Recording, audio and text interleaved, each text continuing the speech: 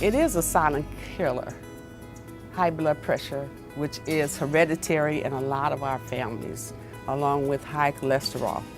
And when we don't take it seriously, we suffer, our family members suffer. I was in my mid-20s and took care of myself. I ate a vegetarian diet.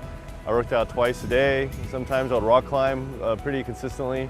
It was just, I lived an active lifestyle, so that was not something I associated with high blood pressure, but it's pretty common when you're Latino. You can be the healthiest person and still have high blood pressure and still have the repercussions like a heart attack or a stroke down the line, and those are the things we prevent by controlling our blood pressure. You know, we go to the doctor, but we don't know anything about numbers and the importance of your numbers. So teaching everyone to recognize what numbers you should be at and what numbers you can make a change. My mom died from CHF, which is congestive heart failure, several years ago. And just recently, my sister passed in December the 11th from a heart attack.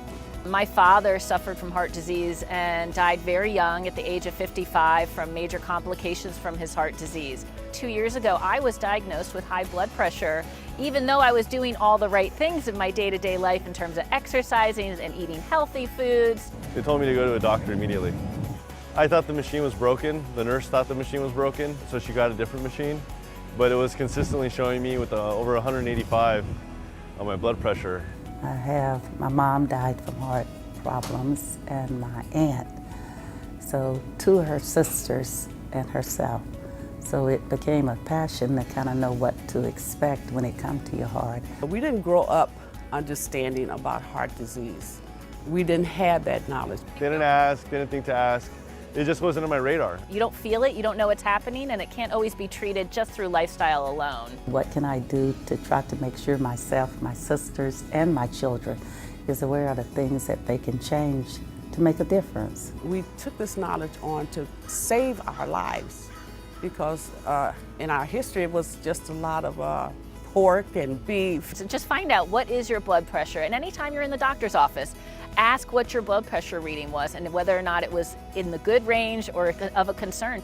Just want to be here for someone. I think one of the things we did at the first meeting was decide who you want to be here for.